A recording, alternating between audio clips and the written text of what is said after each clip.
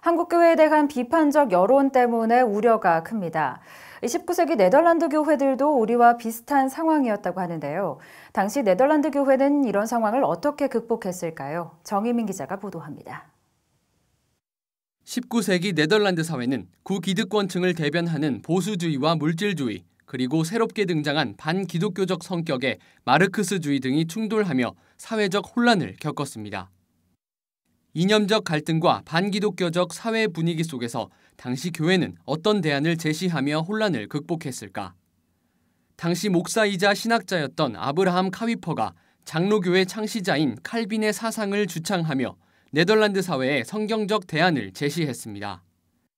이후 카위퍼로 대표되는 신칼빈주의를 중심으로 모인 교인들이 이념을 떠나 사회 문제에 적극적 관심을 갖고 대안을 모색하면서 사회적 신뢰와 타협의 기반을 형성했습니다. 분열되고 비판적인 사회 분위기 가운데 교인들은 달랐던 것입니다.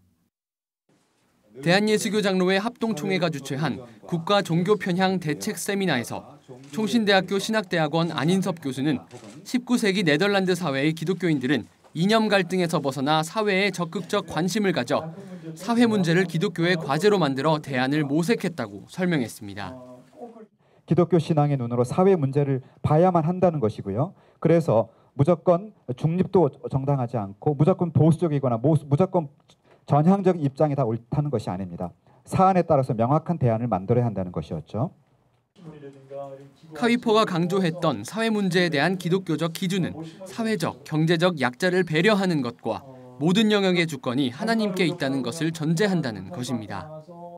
한편 고신대학교 손봉호 석좌 교수는 한국교회가 세속적인 욕심을 버리는 등 스스로의 변화를 통해 사회로부터 도덕적인 권위를 인정받아야 한다고 전했습니다. 이를 위해서는 교회가 사회의 이념적 갈등을 따라갈 것이 아니라 성경이 말하고 있는 사회적 정의를 추구해야 한다고 설명했습니다.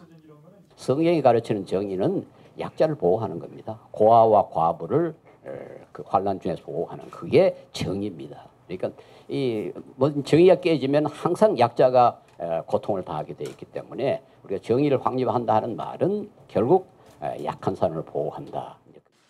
이념 갈등의 사회 혼란 속에서 칼빈주의를 교훈으로 문제를 극복했던 네덜란드 교회.